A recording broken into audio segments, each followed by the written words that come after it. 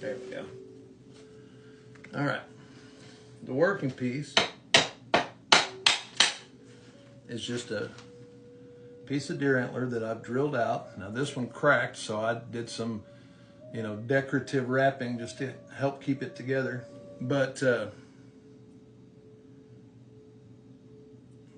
it's just a drilled out antler piece. That piece I put on a tapered, let me take this bag off here.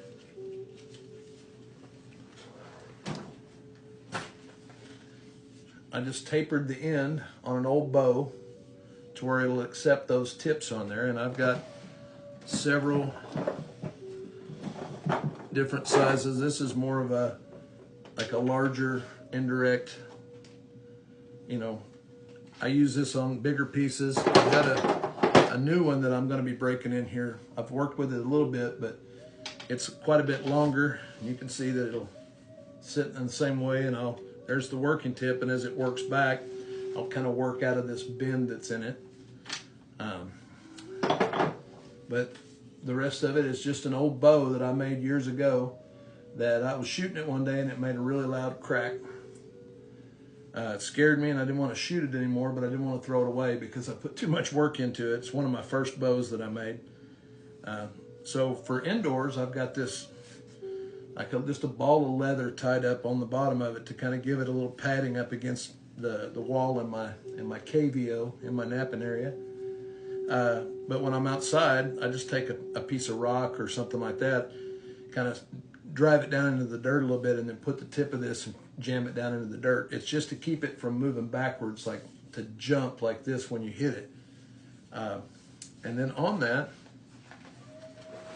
I've just got it's a leather bag, and it's an artifact that was gifted to me by a friend. This is a big piece of hematite,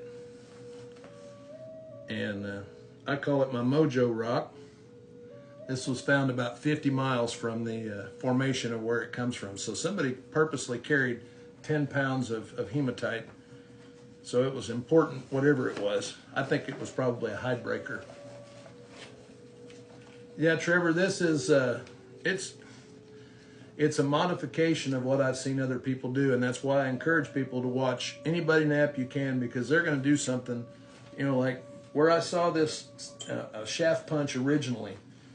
The guys would take it and under this leg, on top of this one, and then they had to kind of put pressure on with this down leg, and they're working this way, and you're leaning out to see the platform. And after my back injury, I can't do that.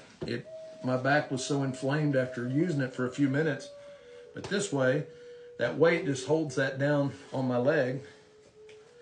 Because you can see if I hit that without that back weight on there, I don't know if you can see it, it's jumping. You see it jump? And that when it jumps back like that, you lose a lot of energy. So this weighted bag, I was just trying to think of a way to put back pressure on it. I first started off with I had a strap that went under my heel that I stepped down on, and that hurt my knee. So it's just it's just been an in-process kind of thing. I've messed with it and toyed with it until I got it to where it felt comfortable for me. And that's the setup. So